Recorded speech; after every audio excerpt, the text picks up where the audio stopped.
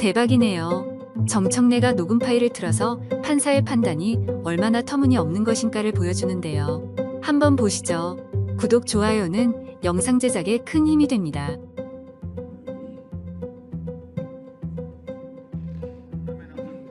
공작원 리호남은 흑금성을 다룬 영화 공작에 등장하는 실제 인물입니다. 1997년 북풍 공작부터 노무현 이명박 정부까지 핵심 실세들을 상대로 공작을 벌였는데 이 리호남이라는 인물은 누구인지 이어서 권은영 기자가 보도하겠습니다. 분단된 북남이 40년 만에 최초로 확장하는 민족의 법이요. 첩보영화 공작에서 안기부 공작원 흑금성을 상대하는 부축인물로 대외경제위 처장이 등장합니다. 실제 이름은 리호남으로 당시 흑금성과 북한 명승지에서 한국 광고를 촬영하는 계약을 체결했습니다. 2005년 한국 가수 이효리와 북한 무용수 조명혜가 함께 촬영한 휴대전화 광고가 대표적 사업입니다. 리철훈, 강호진 등 여러 이름을 사용해온 리호남의 본명은 리철로 1990년부터 대외경제위 하병 지도국에서 근무해온 것으로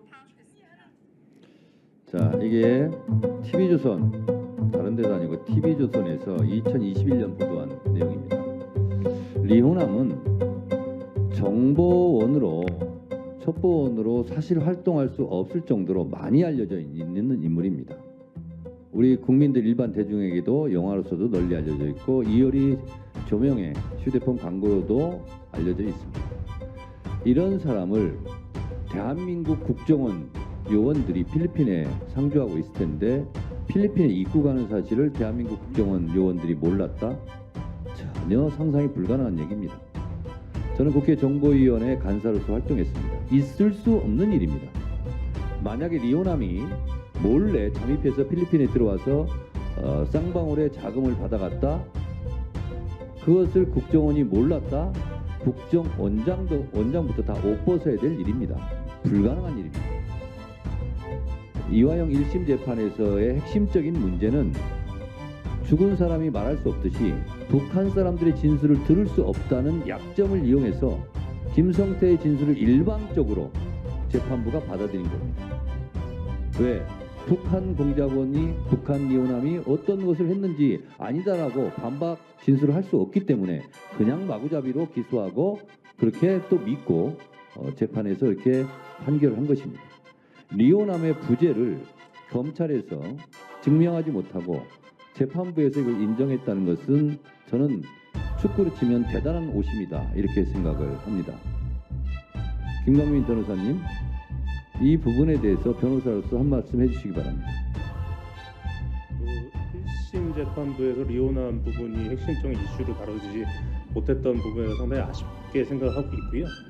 네, 사법부에 대한 판단을 말씀드리기 좀 조심스럽긴 하지만 1심의 결과를 가지고서도 유추할 수 있듯이 1심 판결에서 저희 사법부하고 피고인이 재판부에서 상당히 위축받아 있었던 것은 사실입니다. 그리고 또 한 가지 말씀을 드리면 우여곡절이 상당히 많았습니다. 1심에서 들어왔던 변호인들이 압수수색 받고 기소되고 재판받고 그중에 현근택 변호사 같은 경우는 그 1심 재판 사건 때문에 거의 변론했던 사건 때문에 지금 재판까지 받고 있습니다.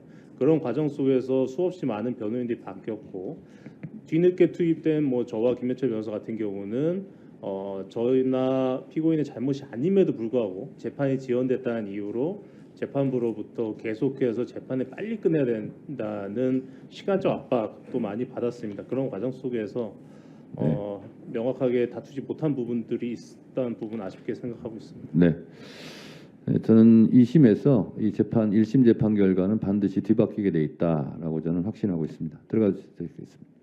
자, 질문을 다 마쳤고요. 간사간 협의회에서 이렇게 오늘 추가 질문 3분까지 해서 오늘 청문회는 마무리하는 것으로 이렇게 했습니다.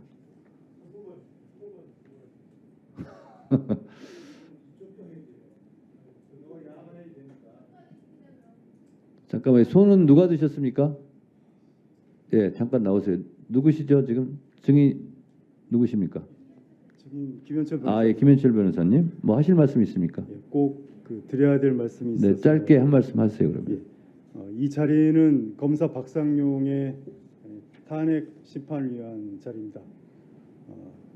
검사 박상용의 탄핵 소추의 가장 중대한 사유는 증인 이화영을 압박해서 그리고 회유하여 허위의 진술을 강요했다는 것입니다. 이 사건 자리에서 지금 명확하게 되지 않은 것이 하나 있습니다. 증인 이화영을 압박했던 가장 중요한 것은 카드였습니다. 증인 이화영은 법인카드를 받지 않았어요.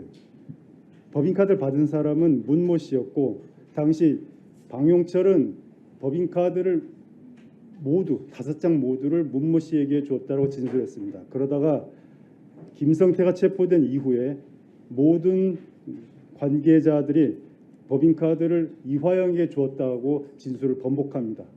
이렇게 되면서 증인 이화영은 두려움에 빠집니다. 내가 받지도 않은 뇌물을 뒤집어 쓰게 생겼구나. 이화영에게 기소된 사건은 3가지였습니다. 첫 번째가 특가법 뇌물죄, 그리고 외국환 거래법 위반, 그리고 세 번째가 증거인멸교사입니다. 카드를 누가 받았느냐에 따라서 뇌물죄와 증거인멸교사죄가 사라집니다. 검사는 카드를 이화영이 안 받은 것으로 해주겠다라고 약속한 것입니다. 그렇기 때문에 피고인 이화영이 제19회 조서까지를 쓰고 나서 검사가 약속을 지킵니다. 7월 2일에 김성태가 법정에 나와서 갑자기 카드를 받은 사람이 누구인가 헷갈린다고 말합니다. 절대 헷갈릴 수 없는 사실입니다. 그런데 헷갈린다고만 말하고 다음에 얘기하겠다고 말합니다. 이유는 증인 이화영이 아직 19회 조서까지를 증거 동의하지 않았기 때문입니다. 증거 동의를 하면 검사의 마지막 약속, 즉 카드를 받은 사람이 이화영이 아니다라는 김성태의 진술이 확정되는 것이고, 그러면 뇌물죄와 증거인멸교사죄가 무죄가 되는 것입니다. 그런데 그 사이에 증인 이화영이 증거 동의를 하지 않게 됩니다. 증인 이화영은 이 자리에서 허위 진술을 했다라고 말하고 있습니다. 만약 허위 진술을 하지 않은 것이면 검사 박상용에 대한 탄핵이 성립될 수 없습니다. 증인 이화영은 2가지의 함정을 파놨습니다. 첫 번째는 19회 조서 제4페이지에 있는 것입니다. 쌍방울의 방북비용 대납 사실에 대해서 2019년 7월 29일 10시 경기도청에서 보고했다라는 진술이 거짓입니다. 왜냐하면 바로 그 시각에 이재명 도지사는 국회의원 회관에서 연설을 하고 있었기 때문입니다. 2번째 함정은 방북비용의 내용에 관한 것입니다. 19회 조서 5페이지에 보면 북한이 의전비용으로서 방북비용을 요구하고 있습니다라고 증인 이화영이 진술을 합니다. 그런데 이 말 자체가 이 문장 자체가 성립할 수 없습니다. 왜냐하면 의전비용은 따로 처리 기준이 존재하기 때문입니다. 의전비용은 대통령인 경우에 회담 주최국이 부담하기로 되어 있습니다. 그리고 지방자치단체장인 경우에는 자신의 예산으로 자치단체가 지불하게 되어 있습니다. 다만 후불입니다. 다시 정리하면, 첫째, 의전비용, 방북비용은 은밀한 비용이 아니라 공식 비용이다. 둘째, 의전비용은 선불이 아니라 후불이다. 대북관계를 아는 사람은 모두 알고 있는 사실입니다. 그런데 검사들은 이걸 몰랐습니다. 그래서 의전비용으로서 방북비용을 요구하고 있다라는 문장을 조서에 남기게 요구했고, 증인 이화영은 이것이 틀린 문장인 것을 알면서도 그대로 진술했습니다. 다음에 진실을 밝히기 위해서입니다. 이 2가지 진술을 하고 나서 아까 말씀드렸던 김성태가 법정에 나서서 카드를 받은 사람이 누구인지 헷갈린다고 말을 하게 됩니다. 이 사건은 너무나도 자명한 사건이고, 이러한 사실이 1심 법정에서 모두 드러났음에도 불구하고 1심 판사는 이 모든 문제를 판단해서 배제시켰습니다. 의원 여러분이 이러한 사실을 고려하셔서 탄핵 절차에서 반드시 살펴주시길 부탁드립니다. 네, 알겠습니다. 수고하셨습니다. 자, 이건태 의원님하고 그러면 아까 제가 간사님들 오시라고 그래가지고 마무리하는데 만에 하나 또 질문할 의원이 계시면 그건 또 동등하게 하자 이렇게 얘기했습니다. 그러면 이건태 의원님 한 분 하시고 국민의힘에서 한 분 하시고 이렇게 해서 마무리하는 걸로 하겠습니다. 자, 여기서부터 잠시만 주목해 주시기 바랍니다. 제가 구독자분들을 위해서 깜짝 선물을 하나 준비했습니다. 제가 항상 여러분들께 뭐라고 말씀드렸나요? 뉴스만 평소에 잘 챙겨보셔도 돈이 된다, 돈을 벌 수 있다고 말씀드렸는데요. 자, 여기 보이는 각종 뉴스, 코로나, 러시아 우크라이나의 전쟁, 엔비디아의 실적, 트럼프와 김정은의 관계 등등 이러한 뉴스를 보게 되면 여러분들은 어떤 생각이 드시나요? 그냥 뉴스만 보고 끝내는지, 아니면 이 뉴스를 어떻게 이용할 수 있는지 이 부분을 고민하고 계시는지를 되물어보고 싶습니다. 그 이유가 뭐냐 하면 제가 지난 1월 여러분들께 뭐라고 말씀드렸나요? 지금은 반도체 산업에 관심을 가져야 한다.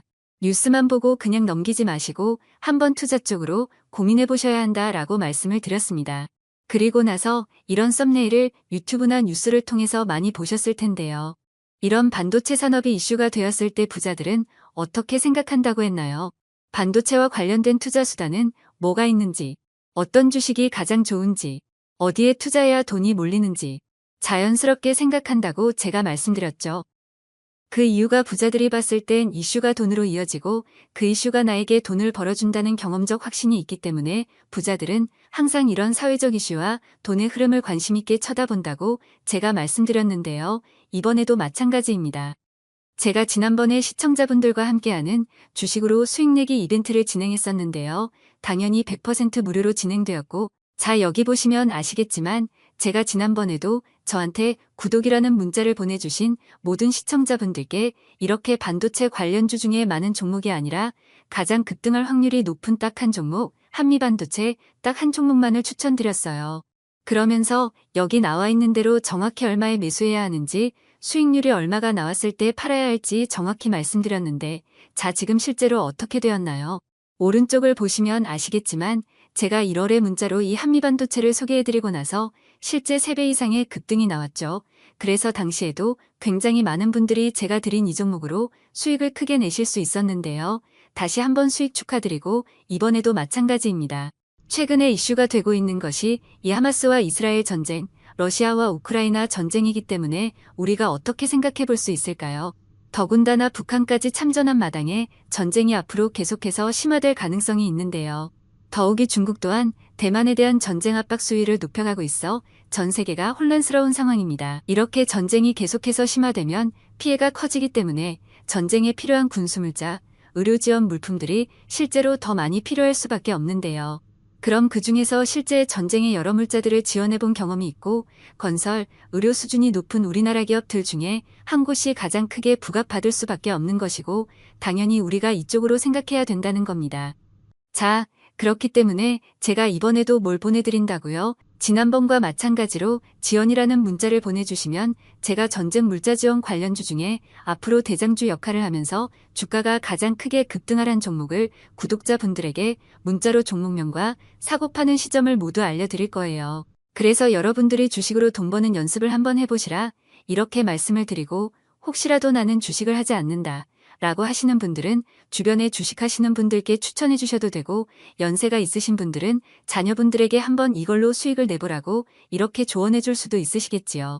그래서 지금 이 영상을 보시는 시청자분들 중에 나도 이번 종목이 궁금하다 하시는 분들은 누구나 상관없이 어느 시간대나 상관없이 부담 없이 이렇게 위쪽 상단에 제 번호 남겨두고 있습니다. 저의 개인 번호 010-2803-3347 남겨놨고요. 지난번처럼 지원이라고 보내주시면 제가 이번에도 똑같이 무료 추천 급등주 문자를 보내드리겠습니다. 그래서 제 번호 010-2803-3347로 문자 보내주시면 여러분들이 직접 이수를 통해서 돈 버는 연습을 해보실 수 있는 것이고 제가 돈을 받는 것도 투자를 대신 해드리는 것도 아니니까 부담 없이 신청해 주시면 되는 겁니다. 그리고 수익이 나면 저는 다른 것은 바라지 않습니다.